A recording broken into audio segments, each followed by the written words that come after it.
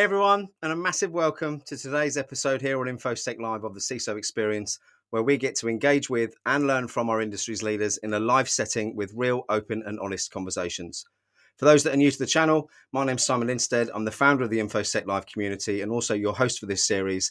And by sharing stories and best practice over the last few months, it's led to 30,000 views and 6,500 hours of our content being watched here on YouTube by you, our amazing subscribers. So a huge thank you for your engagement.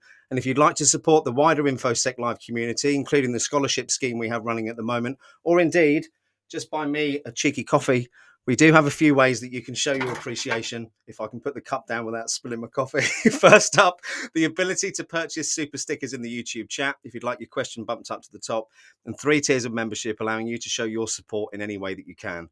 But whether you join or not, being here and engaging with our content is what really matters. So if you're watching this live, please do like and subscribe. We try to make these events as interactive as possible. And again, make sure you drop any questions you have in the chat. And if you're watching on replay, please still do drop your questions in and I'll make sure I ask them on the next show.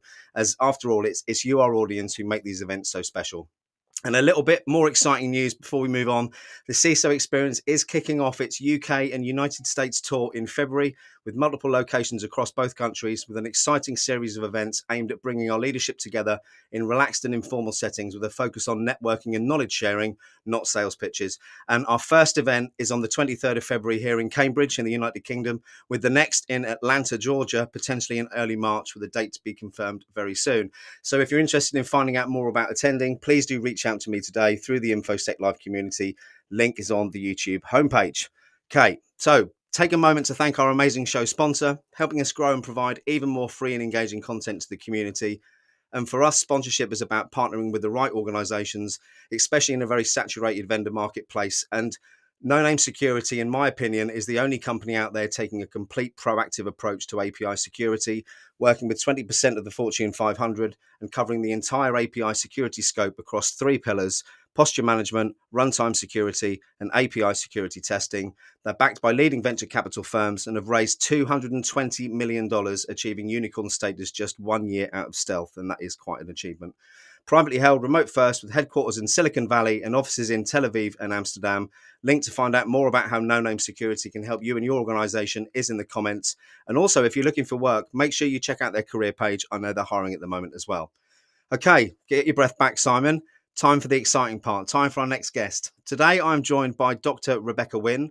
She's lauded as a game changer who is 10 steps ahead in developing and enforcing cybersecurity and privacy best practices and policies. She's a big picture thinker who brings over 20 years of experience in InfoSec assurance and technology, well known for leading the InfoSec privacy and compliance pre-acquisition, acquisition, and post-acquisition of Fortune 100 companies, award-winning track record of taking companies to the next level of excellence in many sectors, including government, financial services, fintech, healthcare, information technology, legal, semiconductors, and retail. Her achievements are too numerous to mention, so Dr. Wynn, apologies for not mentioning all of them. I'm going to do a short amount. She was named Top 100 Women in Technology 2021, Women in Technology Business Role Model of the Year, even 2018, 2017 Cyber Professional of the Year, and many, many more.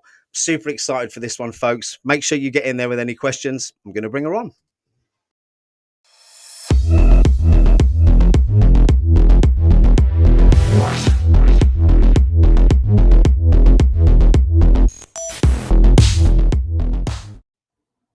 That was long-winded, so thank you for being patient. Thanks, Simon. It's such an honor and pleasure to be here with you all today, and love seeing the worldwide audience. Congratulations. Great job. It's great and unintentional, which I think may have had something to do with the success. It wasn't set up to sell anything, which is why I mentioned that quite a lot. And I think the feedback that we've had, the fact we do try and have the honest and open conversations is partly part of the success. But the main part of the success is our leadership, like yourself, giving up time to come on here and have these conversations, because that, for everyone in the industry, in my opinion, is where the real value is. So I've given a bit of, a list of achievements, all the stuff you've done. Let's find out a bit more about Dr. Wynn's, I suppose, the history, where you came from, what got you interested in the first place. Well, I'll give people a little background, because one of the things I think a lot of times people think that you're just kind of, born into the industry. A lot of times they don't know your trajectory. So I actually got a double MBA by the time I was 23. And the market was in a glut right there for MBAs. And so a friend offered me their couch to sleep on. So score, right? Roof over your head. I can raise the refrigerator at night. They won't know it. Food, right? Water, can shower warmly. So that's how I got out here to the Phoenix area. But I actually started out in financial services. Why? Because they're the first ones to offer me a paycheck. Be honest, they went ahead and gave me guaranteed money. I started out with Mutual of Omaha. I was #1 in the nation for them. With New England Financial, things along those lines. And so I told people I did that for numerous years, but I found out that I was really good at it. I was just #1 in the nation for them, but it wasn't my love. I liked dealing with the people, interacting, finding out what the real needs were and getting them met. Worked with a lot of businesses. I was one of the first people who actually did self-funding. It was before it was a thing. I was like, you know what, if you allow me to go ahead and show you how we can be better at fiduciary of our budgets and a business level, I can cover your people with more benefits, disability, things along those lines. We can go ahead and do parties. We do things like that. Yeah. But it was before the curve. So then it was like, well, how do we do that? So I found myself starting to write code and doing things in SQL and different things like that to write programs so they could do it. And then when I do that, I'm like, well, who can get a hold of this information? So I was going through that whole trajectory through privacy and things along those lines without really realizing it. Life is too short to do what you don't love. People follow me on LinkedIn, see that I write about that all the time. So I said, you know what, I'll go ahead and I'll look at, I went to DeVry University, went ahead and looked at DeVry, spoke to them, and like, yeah, we can help you out. So I went and got a second BS from them. People go, why'd you get BS? Because I had a BS. I did it in 2 years. I don't think about masters or BS. I think about the material. Yeah. And then from there, I started out in coding. Semiconductor was the same thing. I'm like, you guys are going out in the field and you guys are doing all this stuff by hand. That doesn't make sense. So I actually wrote some of the original programs to go ahead and do that on tablets when tablets first came out. So doing architecture and then doing the databases, interacting, saving a bunch of money, procurement and stuff like that. Allowed me to do it into retail. Whole time I'm thinking about who can break the code, how can you get into the code, different things like that. So I was always going through that standpoint, really validation engineering, all that. Then I met Dr. Ann Kavukian, who, if you don't know who she is the head of privacy. Privacy by Design was created by her. It's in some 45 countries now. If you look at GDPR, CCPA, all this stuff, it's all based on her work. Actually, I don't know if you can see it over my shoulder, that blue award I have on there. She made me a privacy ambassador like 10 years ago underneath her. Then I went into banking, information security officer for them, Wells Fargo, things like that under early warning services. Government came around for United States, Total Engineering Information Secure, TEAS 2 was a big contract here. Worked on that for 6 years. So I did about, I don't know, I quit counting after about 450 major assessments around the world for the government.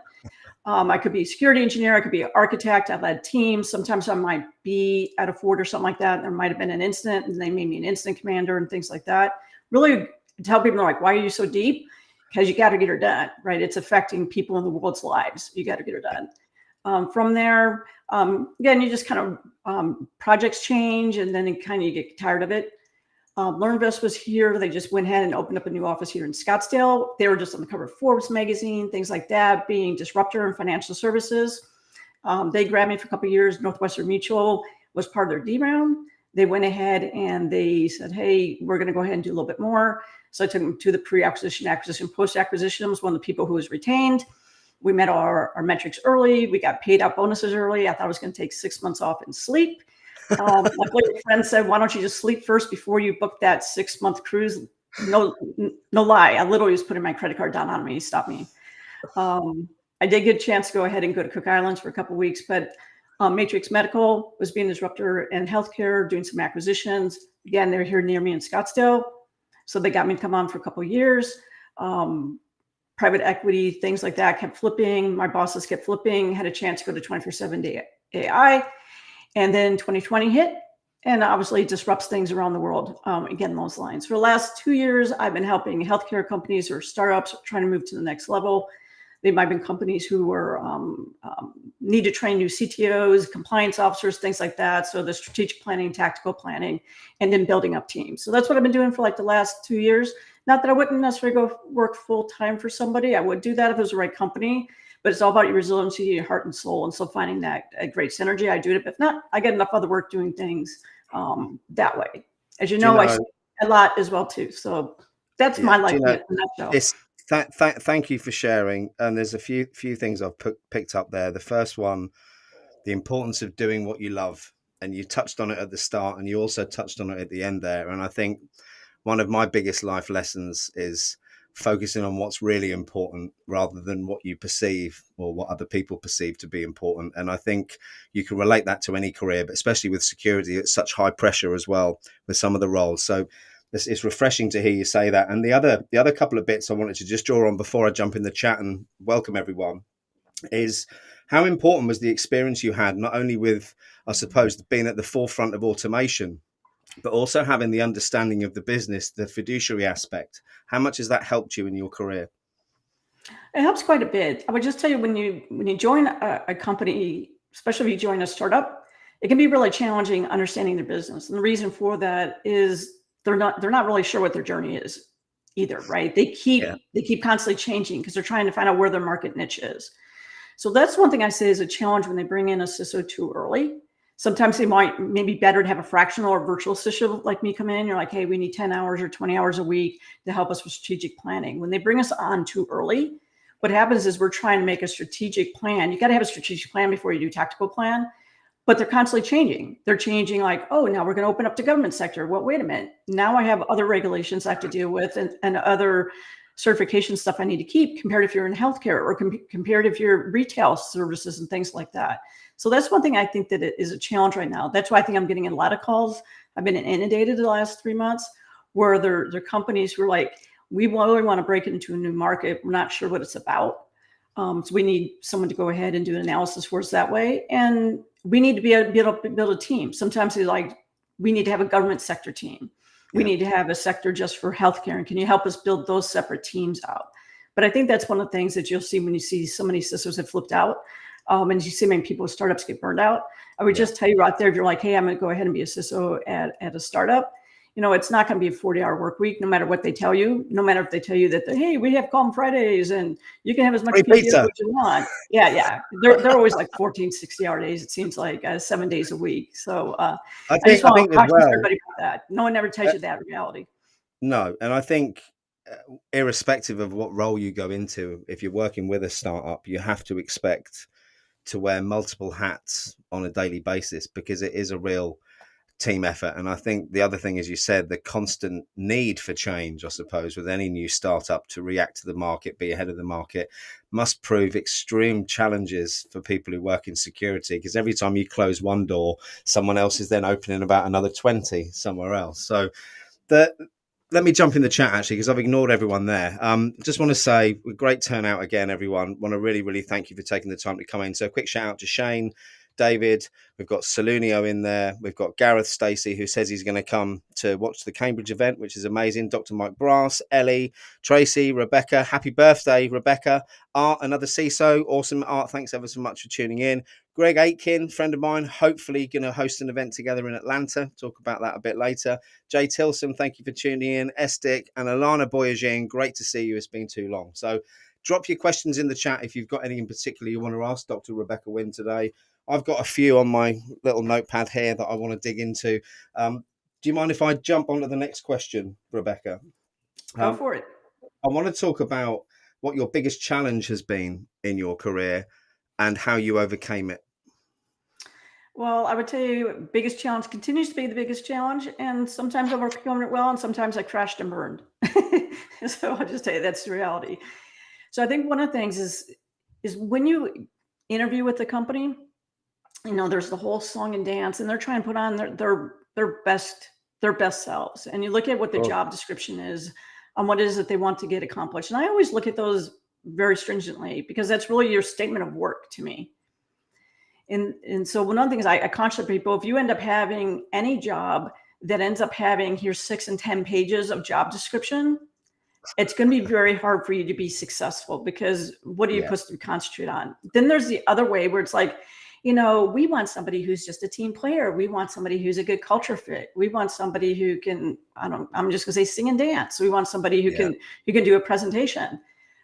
But they're not being specific on what it is that they require of you. So I think one of the biggest challenges is that, and the disjunctionness of it is who you interviewed with, who the interviews, what you saw that they said that they want on the requirements, and then what you really see boots on the ground day one, that economy can be very much so a big shocker. And I found that over and over again. Sometimes it's been positive and sometimes it's been negative. And then it's like, how do you handle the negative? One of the things I tell people is when you go ahead and you get warning signs, if the culture does not appear to be the culture that you thought about, what I mean by that, are they going to support you with time, budget, personnel? Are they going to listen to your ideas? Are they going to read what you wrote? That's a big thing too. I've had someone before, CTO before, literally said, I don't have time to read your S, and I won't say the rest of the word. That's a flag. Huge you're there to support them, but they literally go ahead and say, I don't have time to read your S. Yeah. You're probably going to be more of a chief information scapegoat officer or status quo officer. They set things up. They don't want to change it, but they brought you that they said that they wanted you to make those changes. So how do you get over that dichotomy? One thing is you can talk to HR. You can go ahead and talk to some of our leaders. You can try to talk to them one-on-one. But if they go ahead and they start attacking you about, how you write or your intelligence, or if you know what you're doing and stuff like that, those are flags. To me, those are bullying. Yeah. And we do see that as CISOs. I'm not the only one out there. I just tell people that sometimes people don't see it on the air. If you do see that, that's a flag. Sometimes people can have, pressures and stuff like that, and they don't realize how they're coming across. Say, hey, I'm here to work with you. And you can see if that can overcome very quickly. And I've had that. I've had great CIOs, CTOs. We all have bad days. But if, like you said, if there's patterns and there's flags, it's different. Then I just tell people, love yourself enough to spin out that there's a great company out there that can appreciate your talents. And that's wherever you are. I don't care if you're an analyst. I don't care if you're an engineer. I don't care what it is, your job duty along those lines. I expect you they're not respecting you as an individual. Yeah. I just tell people to leave. And one of the things that we see in the press quite a bit, there's a lot of bad culture out there. And it's not about, what a person's size is to me as much, the hair color and things like that, but how you're treating people to human. That's a big red flag for me. You'll see me on LinkedIn. That's where you always get a hold of me. Is really love yourself enough to go ahead and walk away. It's them. It's not you. Not saying that we all don't have issues. I have issues as well too. But if you feel attacked, you feel that your self-worth is being attacked, that's a flag. And love yourself enough to go ahead and spin out. And it's you have to be brave to do that sometimes. And I'm certainly not going to start. I'm just going to put your LinkedIn profile in the chat if that's okay with you. So you're not going to get bombarded with messages, and you can swear about me later when we're off air. I personally walked away from a job not so long ago for the simple reason that I wasn't being valued, and I was waking up every day and thinking, what's the point? And for me, I'm a parent with 6 children. I've got responsibilities, but equally, my biggest responsibility is to myself, to make sure I'm in a good place mentally, physically, to look after myself and my family. So for me, I walked away from a job without a job to go to. And I'm not going to say this happens every time because I've done it before and it doesn't. But since doing that, I've had more opportunities knocking on my door than ever. And I feel if you follow your heart and you're doing what you love and you know what you're doing is the right thing, it will fall into place. It's just a bit of a bumpy journey sometimes getting there, isn't it? Yeah. Yeah, I just tell people that's why my journey has always been this crooked journey. But it's interesting, you might have been led to that position because it's to teach you a life lesson of what not to ask in your life. But all times you might have a good connection there as well too. And maybe you were brought there actually to go ahead and help somebody else out in their life. So if you can think about from that perspective, I love that. It helps. And that's one thing I do. I actually keep a journal every day besides my food. If I don't keep my food journal, then my food gets off. But one thing is I'm like 3 positives, right? And maybe my first positive day is I got up, I got dressed, I got out of bed, right? I moved forward. That's win. Yeah. Did I encourage someone today? Did I thank someone today? Did I smile at somebody, make a change in someone's day? And I'll just give you an example real quickly on how we don't realize how we can impact people's lives. But it was raining and I went to the store and there's a lady who's wearing a long jacket. Okay, I'm 5'3", long jackets don't work very well on me. But she really looked well in the jacket. It was really flattering. It was pretty and all kinds of stuff. And I just said, hey, I hope you don't mind me interrupting. I go, that jacket really is flattering. You look really great in that jacket. I was walking. I bet you made her day. Well, she came back to me and she goes, do Yeah. you have a moment? And I said, sure. And I'm like, oh, she's going to say I felt, insulted or something. But she said, no. And she goes, I've had the most horrendous day. And you just my day. Thank you so much. You don't know what that positive ripple effect. And I try to remember too that if I want to go ahead and make that criticism of somebody, like, Yeah. you took an extra 5 minutes to get my Earl Grey tea. Yes, I'm an Earl Grey tea drinker. Maybe that 5 minutes was the only 5 minutes they had to breathe all day in making that drink. And so I could have just pushed them over the edge. I try to remember that. You can take that to work as well too. Sometimes it smiles work, giving that person that grace, what's going on in their life helps. I would tell you as leaders, I think as higher you go up in the chain, the more you have to be aware of that, because if you empathy, isn't it? It's learning to be yeah. empathetic if you're not already, because it is so important. And for me, random acts of kindness is what drives me. When I'm ever in a position to do that, I always will. And if I'm honest, there's no such thing as altruism either, because the benefit I get from doing that, I mean, it's like buying presents or receiving presents, isn't it? You always get more joy from giving presents, well, you should, than receiving. And I think, if everyone could just do one little random act of kindness every day, even if it's a smile to someone who's looking miserable in the supermarket, or it could be anything. And I love the story about the coat. And you say that you're 5'3" and you can't wear them. My wife's 5'2" and she's just bought a long coat, so I hope she's not watching. No, I don't have many chances in Phoenix to wear a really long warm coat. I will say I do have one, but I haven't worn it for ages. There's a couple quick questions here that I see. If you don't mind me, I'll There answer is. Shall we stick on, seeing as we're talking about empathy, rather than going in order, and I apologise, Tracy and Dr. Mike, for skipping yours at the moment. I will come back to them. Let's stick with Greg's, which I'm just going to chop your head off for while we just read it. Love all of your volunteer experience, Dr. Wynn. Can you expand on the importance of getting involved, not only in the cyber community, but in your local community too? I think young professionals and experience would appreciate your perspective. Love that. So one thing is, I think that I'm here on this planet beyond breathing in and out and eating and sleeping. And so going ahead and trying to find a way to pay back has always been in my DNA. I was going to say NDA, but that's no non-disclosure.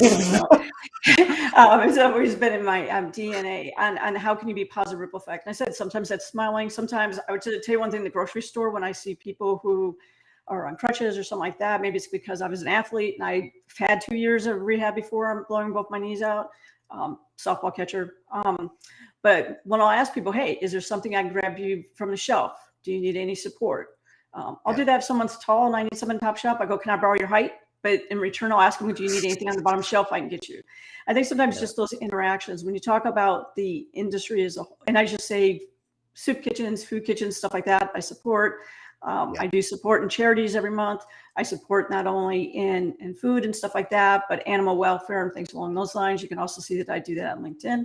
But in the profession, you've been there one day, you've been in there one day with experience, and someone who has not been there one day, you have experience. So if you are CISSP, if you want to, there's actually mentoring programs through them. If you're ISSA, I'm ISSA, I'm on their ethics board. There are committees like that you can do as well too. If you like to get involved in research and things like that on criteria, NIST, for example, in the United States, NIST, a lot of times they have draft filings that are out. You can go ahead and review them and give your input that way. So there's a lot of areas like that you can go ahead and pay back. Local communities, sometimes it's actually in the libraries or senior centers, things like that, to go ahead and say, hey, let me help you set up your email systems, things along those lines, battered women's shelters, along those lines. I used to do that years ago. I used to take people's computers that they didn't want anymore. Then I would go ahead and make sure that I, perfectly scrub their hard drive and all that. Then I would put like maybe a Mint Linux or something like that on it. And then for battered women shelters, a lot of times those guys have been housed. It could be battered men too, don't get me wrong. But a lot of times they were held off being able to have communications and things like that. So when they come into the shelters, then it's like, here's a computer system. Here's how you can use email and get them set up for those communications. So anything like that is always really positive. I know too, you can look at the newspapers, things like that. You just see volunteer criteria. But there's part of it is just ask. You can always go ahead and reach out to me on LinkedIn and our people on LinkedIn, but a lot of times you just ask, how can I help? And people talk about time. Some of these things, can I just, you have this special project and you need 2 hours worth of help for the whole year? Count me in. Yeah. It doesn't have to be that you have to do 10 hours a week or things like that. And that's all of them on the professional side as well as the other side. So hopefully I answered that one, but if No, not, definitely. Shall we move back to the top, which was Tracy? I'm not going to bring the question up. We can see it in the chat because it's just going to cover your face up. So I'll read it out. With the recession, is it important for companies not to neglect in investing in their cyber infrastructure? There's no longer nice to haves, but need to haves. What area of cybersecurity do you recommend that are a must investment for businesses? For example, zero trust, MFA, education on phishing. Many companies are looking to cut costs. What are some of the things you can recommend to get the best bang for their buck? Great question, Tracy. Thank you. No, that is a great question. One, it depends what sector you're in, and I'll tell you, it depends on what your architecture is, right? Yeah. If you have a lot of times startups, most of them are SaaS, so their platform as a service, information services as a system, maybe their infrastructure as services. And a lot of times they don't have data centers that they host themselves, right?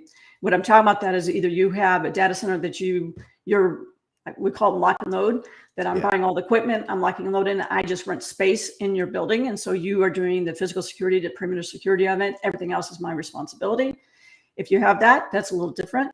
If you go ahead and you have a blend of that, that's different compared to if you're going ahead and you're doing more of a SaaS model. What I mean by that is that you're having Amazon or Google or Azure or something like that they're handling all those other areas for you. It's a little different than that. If you have legacy, people say, well, do you need to get rid of legacy? And so one of the things about legacy systems and all this stuff, if you're running business data flows, so you run business, is what you do is you go ahead and you try to make sure that risk does not expand, right? And people have done that when I have we call it a plan of action and milestones or things like that. Depends on what you are. You could be calling it a corrective action plan. You can call it management action plan. They're all the same thing. When am I going to get rid of that architecture? Sometimes it is. Maybe it's 2025, 2035. It's when we literally can't use that architecture anymore because the cost and the risk of actually trying to change all that data set out has more to do that. So there's what it tells a little bit on that perspective on that. But when you talk about holistically on a company, I just want to make sure there is, what are you doing for access control? I think one of the things is that companies do not know holistically, regardless of who I consult with, what are your assets? What are the services and protocols that are running on your systems? Do the people have access to the systems they need? Do they have extra access that they need? So when you talk about zero trust, a lot of times it's recurring, but zero trust is not new. We've been doing access controls and stuff like that back since 1950. People talk about AI. AI is new. No, AI start out in 1950. Then you have machine learning. People are like, that's new. No, that came in the 1960s. Machine learning, just think about like memory loss. That's what machine learning is what are those tasks that I keep forgetting to do and I can set them up. So I tell people a lot of these times we use these new terms, but the access control I think is really big. It's been big the whole time. Ports protocol services, what do you have access to? Is it really you and your system actually getting that? Because it's the blast radius. That's where we see the attacks. When you look at ransomware and stuff like that, they're getting it through system and they do that blast radius. What I mean by that is you talk about like Target, for example, is you go ahead and people go ahead and they forget. It's like, I'm like, well, how were you able to jump VLANs to begin with? One other thing on PCI is people get mad because PCI literally checks the VLANs, so that network segmentation and what ports and protocols are open, they check them both directions, and it takes a lot of time. You're like, I don't want to do that. I just want to do a sampling. Well, all the sampling is, it's just like if you're on a freeway. If you go ahead and you go, well, if I got over to the left lane, so if I go over to the leftmost lane, and you didn't want me in the right lane, can I sneak over, then get to the fifth lane? Can I get to the fourth lane? Can I get to the third lane? Can I second lane, then go to the first lane? If you're only watching when I got on the on-ramp, the first lane was blocked, but you never watched down the stream that I actually could go ahead and over a period of time cross over, that's what happens. So that's that blast radius. That's what all those little points. So when you talk about from a company, when have you been able to go ahead and check for that? When you talk about vulnerability management, a lot of times people want to check the major ports. And I'm like, guys, you should be checking all ports are open, all services are open. I think one of the problems we have today is when we look at shadow IT, there's shadow APIs. That's really scary. And how are you going to be able to check with them? I know you mentioned that at the beginning with no name. and stuff like that and checking. But those are the scary points. It's still the same hygiene. Yeah. But we're just thinking that since we have tools, the tools are going to handle it. It's not always the case, is it? Yeah. Yeah. No. So I know that wasn't very specific, but you have to get really your whole environment first before you can make the determination, because some companies cannot just overnight jump to zero trust. And it's about understanding what they can do now and then planning, as you said, those steps moving forward to try and improve it over time. And Barak Engel, who was a guest on yesterday, his in response to the bang for your buck comment, he said the first thing that they do with their clients, if they're on, I don't know, AWS, for example, is create another instance of it with different credentials, so that if they do lose everything, they've got an instant backup that they can spin back up. Again, that's not a shiny tool or a widget. It's just common sense, isn't it? And looking at the practical things you can do to start with before you start spending $50,000 a month or whatever it is on some of the equipment. I mean, and that's backup. Well, it's business continuity, disaster recovery, incident response 101. Right? Yeah, absolutely. 101. If your network goes down, now what? Right? Yeah. If you lose a major resource, now what? Those are the 101s, right? So that's why I said when you go back to those hygienes, and if you go, what can I use? Well, then pick up, if you just need 20, pick up the CIS 20, go through there, and have you done those? So that's one thing. That leads perfectly on. That's why I interrupted you rudely then, Dr. Wynn. Apologies for that. To Dr. Mike Brass's question about risk management methodology. Now, I've had Jack on, who is part of the FAIR Institute, and I think actually created the FAIR methodology. So have you used FAIR? First question, 1 to 5 or another. Which one do you use? Implementation is context specific, but I'm interested in what form of quantitative and or qualitative you normally leverage. Thank you, Mike. Another great question. Again, it depends on the size of the company, right? Time, resources, and money for everything.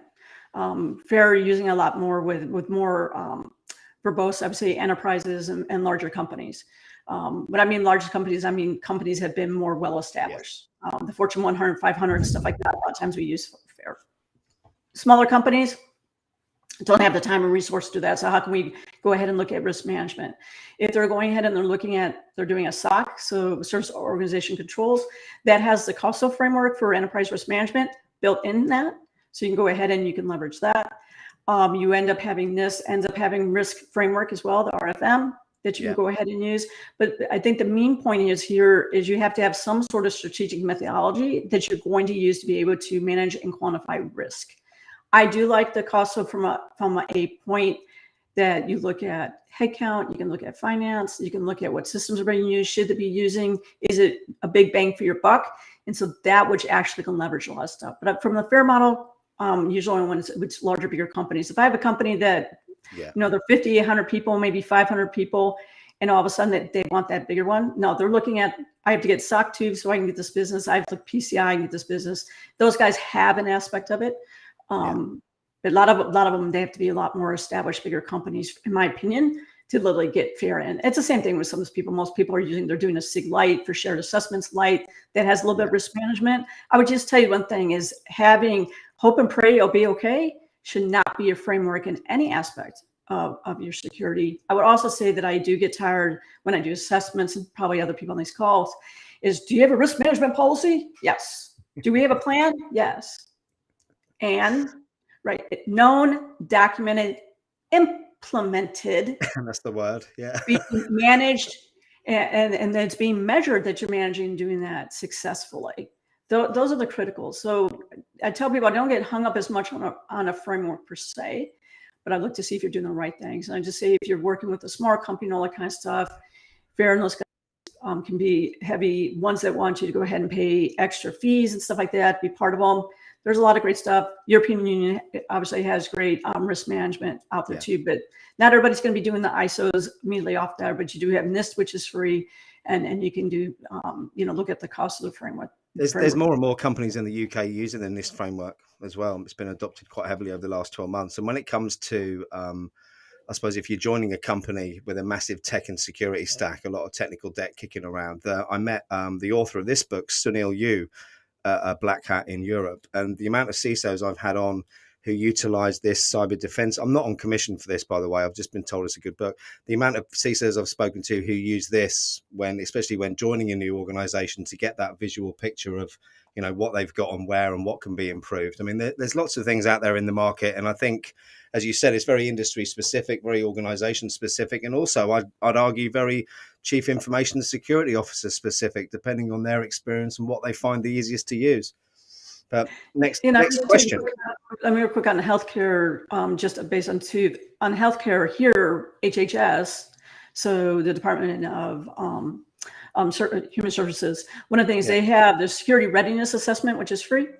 And so when you download that, they will also walk you through assessment, also walk you through policies, procedures, and might have gaps and stuff like that, which will also go ahead and make that matrix for you. There's a couple other Excel sheets out there that are free. They'll also go ahead, they walk through the SIG, so the shared assessment with the risk, and then they will also go ahead and draw that matrix diagram up for you. Yeah, thank you. Next question links in really nicely, David, thank you, to one I've already got written down in the book. So I'll read out your version rather than mine. And that's, what recommendations do you have for those in security who are looking to transition from those technical roles to more managerial leadership roles? And this is a question that comes up a lot in these discussions. So one thing I tell people, if you haven't listened to my podcast, Don't Aspire to be a CISO, I'll probably go out there and listen to that podcast, Don't Aspire to be a CISO. And I do write like Don't Aspire to be a CISO. I don't think people should ever be aspired to be a role. And I do hear you what I hear you saying from that question is that you would like more opportunities to be supportive of others. And how do you do that? So one thing I would tell people, that if you're on a technical role, one of the critical things in technical is that you become a technical lead. That's what I would strive for. And I would tell you that those are really critical from there. So you talk about technical, I would think more from a technical, think about technical lead. How can I go ahead and start going ahead and lead this project? How can I go ahead and volunteer myself? Let me be the lead. So you will still go ahead and be a hands-on contributor, but then you're actually starting to manage. And I would tell you, a lot of people are going back to that hybrid. If you're looking at being in a startup, hyper-growth company, every one of us who are in the leads along those lines, we actually can do hands-on if we need to do hands-on. We can go ahead and look at the firewall, rule sets, things like that. That's what, if you guys don't know that, I do that all the time. When you talked about on companies, one of the first things I like to do is I like to go ahead and look at the network diagrams. I like to go ahead and look at the firewall config sets, and then I will actually draw out the configuration and see if it's matching up, right? Knowing your blast radius. So I would look from that first. I think there's a mistake holistically. I'm not saying that this is a person here, I want to be a manager. Why? Why? Why? You end up having they're just different other pressures. I just think if you're a strong technical person and enjoy being technology, really go instead to be a lead and how you can manage that project lead. Those technical project managers lead who can go ahead and interface with, I'll just say, bureaucrats. Yeah. But yeah, also no, absolutely. Those guys, those are highly in demand right now. They're highly in demand. So that's where I would go from there. And if you have been in the industry for a long time, what kind of jobs should you look for to apply? Look for the people who are looking for more technical project managers who are the hands-on. So it might be technical, like engineering lead, technical networking lead, technical like security lead. You might also look, those are generally what people will say, I'm a senior principal, that's also what people call technical leads. So look for more of the principal roles, the senior principal roles. But look at that, and I think you're going to, and if it's going to be then at some point in time that you look and you're going to be over everybody in engineering, fine. But just know that projects get more complicated. It's going to be a lot more use of your time. So those 50-hour weeks could be 55 or 60-hour weeks. And do you want to give up the other balance of your life? So hopefully that might have answered them, but that's where I would. I'll tell you what it has done is it's reaffirmed the same thing that both of us have agreed on all the way through this, right from the actual first question and the first thing that you said, which is make sure you're doing something that you love and that you enjoy. For the first time in my life at 48, I get up every morning now and love what I'm doing. And that's never happened before. I've been the CEO of my own massively successful business with all the trappings and all the shiny stuff. And that's what I thought I always wanted. When I had it, it's not what I wanted at all. And again, it's making sure that what you're aiming for is your own idea of success rather than other people's idea of success. And for me, that was a hard lesson to learn, but probably the most important one of my life so far. GB Orr, thanks ever so much for jumping in again today. Quick question there. What would you suggest in today's fluctuating environment that InfoSec departments should focus on to ensure important allocations of funds, including staffing, stay in information security when presenting to CISOs? Question. Well, my innate response, and I'll be honest with you guys, is to pray. Pray very hard. I would just say it is a challenge, and I understand that. It's like when people, I know for me, for CISO, I look at return on efficiency and return on investment. And Simon, I know you and I have talked offline about this. One of the things is we always have to be able to defend the spend, and that's anywhere in business. But a lot of times we just think we need headcount. I recently was advising a company, and I'll just say it's, I'll just say they had like maybe 600 employees there. They ended up having like it seemed like 18 or 15 people in service desk, and they kept saying we have to hire more and more service desk people. And I'm like, what? Why are you hiring more service desk? We have all these tickets. I'm like, what's going on in the tickets? Right? Well, they need password resets. Well, who needs password sets? Why? What is the process? Right? It's because people are firefighting the issues as they come up here and not looking at the underlying problems. Yeah, you got to take a moment to go ahead and to look at the holistic issue. 80 hours are spent a month doing password resets, and you're using a level 3 engineer to do that. That does not make sense, right? You can go use password resets and think a lot smarter. So part of it is why do you really need that person? And the other thing I come from, are you being a good steward of that person? Do you have 40, basically, I tell people to make sure there's 45 hours a week, because if you saw that, you're going to be okay. But is there 45 hours of work really for them to do?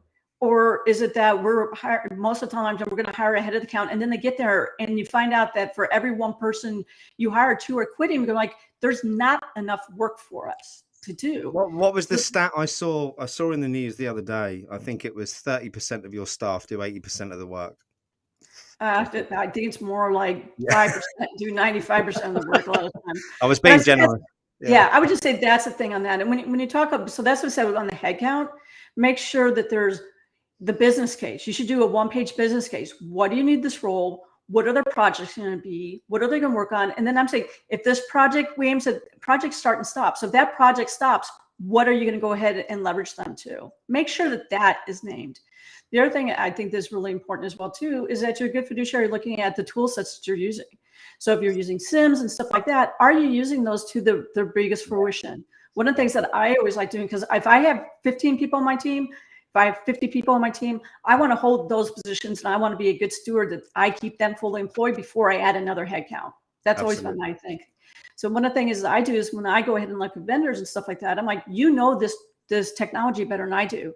So as we contract, I need a network engineer to help me go ahead and make sure that I can put in place. I need a project manager to help us manage this project put in. I need customer support, professional services. I get them thrown in as much as I can for free.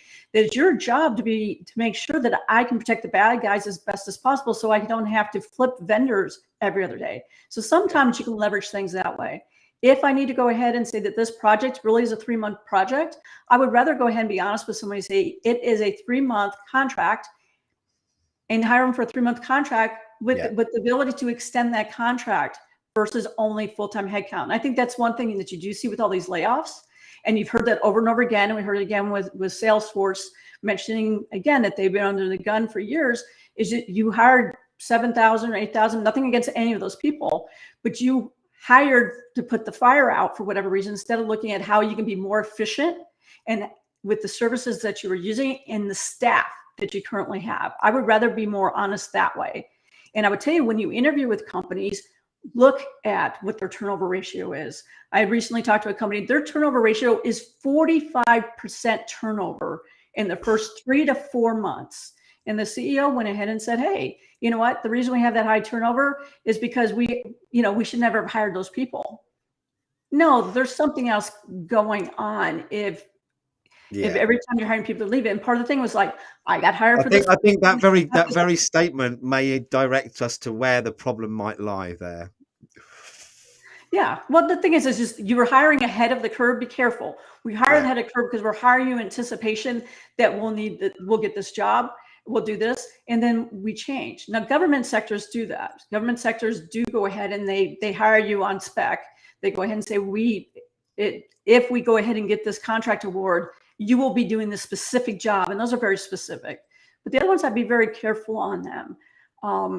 Look at Glassdoor, be careful on, Glassdoor or somewhere like that. I tell people, I always look, Anonymous, I'm always careful about, hey, guess what?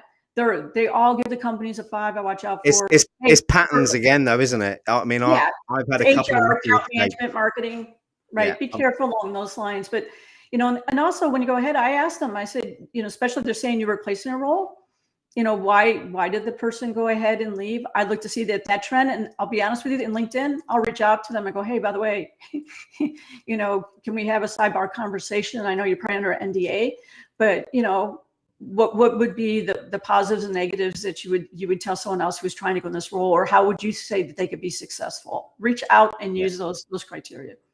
Going back to I suppose the first question, GBO's come back and said, based on what we were talking about, would you suggest getting a Six Sigma green belt or Scrum to help with the InfoSec project management side? No, the reason I say that is when you go work for a company, what are they using? Are they using ITIL? Are they using Six Sigma? Yeah. Are they, I have my Project Plus from CompTIA. People go, why don't you get PMO? Really, I think I have to do 160 continuing education credits. It doesn't matter. It's about being able. I've never hired even somebody because they have a CISSP, right? I want to make sure that's a common base knowledge versus can you do it? So I would tell you people, like on your resume, what you want to do is lay out a project. What did you, on the interviews, what specifically did you do? It wasn't that you were part of a project team, but what did you do to deliver on that project? There's three words that in sales, if anyone's ever been in sales and had sales training, especially in the 90s, if anyone's that old, where it was quite brutal, 3 words, which means that. If you use that when you're putting your resume together or any communications with companies, prospective clients, speak to them and explain, not just I was in a project management position, but what did you achieve? What does it mean? Which means that. And I think that can sometimes really help when analyzing content that you're sending out. Yeah, you really need to be able to say what specifically you did on the project. If, like I said, like in the firewalls right there, I did firewall reviews. What does that mean? Well, I went ahead and I downloaded the firewall config file, the switches. I did a line-by-line review to look at the differentiations between the other switches, define anomalies to go ahead and see who had administration rights. They shouldn't have administration rights. I went ahead and I used the, CVS, whatever checklist that you use to go ahead and walk through. But what specifically did you do on a performance perspective? If you wrote the report, what did you have to do in the reports? Right? It was an executive report. This is how I did it, but do it from your perspective, perspective. That's how I think that's more important. When you talk about, I would just tell you, I've met project managers who talk about PMP who are worth the rating gold. And I found them that I'm like, oh my God, I would never hire them for myself. It's the same thing. I said a certification for a certification is known. I'd say they've been watered down. If you haven't looked at LinkedIn, a lot of us have talked about that considerably.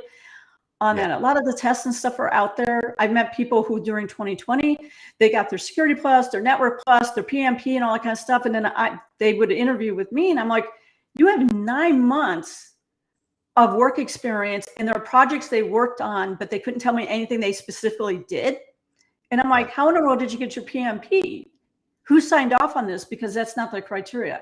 How did you get your security plus when you haven't even? I blame the boot camps personally. Well, yeah, but I'm just saying that's why I said I would be very careful because you're going to run into someone like me who's going to say, now are you getting a cert solely to get a cert? If you are haven't been in the industry and you're looking at a cert to actually get to start, CYSA plus is a very good certification. Security plus to look at it is a good certification. And I would tell you that we have an ethics criteria on all those, that if I actually even basically sniff that you cheated on this, to actually inform on you and to have that pulled from you permanently. So don't do that. If you do want some basic project management, things like that, there are like CompTIA project management. There are some PMP courses you can take. It's like that, but I wouldn't get hung up on the courses. I would look about from a work standpoint, what technical project did I work on in the past? And then what did we do? We had to define the scope. We had to define the stakeholders. We had to go ahead and look at what architecture was in place today. We had to look at what systems we had in today. We had to look and see what vendors we could leverage. Though that thinking process is what we want. Then when you go ahead and you give it that company, they're going to have some sort of template that they already use. Most of the stuff's if it's in Visio or something like that, it's in Excel as well too. But your thinking process and knowing how to go about to grab that information and who to have those conversations with, that is what we want. So that's my opinion on that. Yeah, Alana's sorry, I was distracted. I'm like one of those. I'm like a dog that gets a ball thrown. If I see something, I get distracted really easily. So her experience application was audited when she went for her PMP in 2010. It was a bear. I can imagine that wasn't a particularly nice experience. We've got 3 minutes left, and I haven't asked you about your podcast.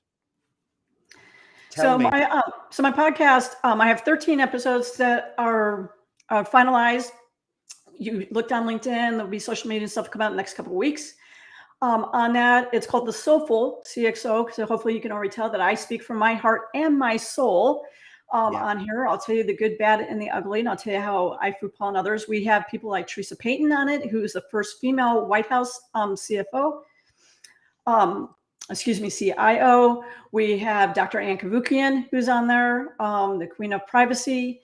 When we talk about success failure, we have Terry Grafenstein, who was for almost 20 years House of Representatives, Chief Inspector General. She's now with Citi, Chief Technical Controls Officer. You talked about books out there. Do have people like Rick Howard from CyberWire, who's also on the advisory board on. We do have Dr. Eric Cole. You'll talk to Todd Fitzgerald. All those guys are on there.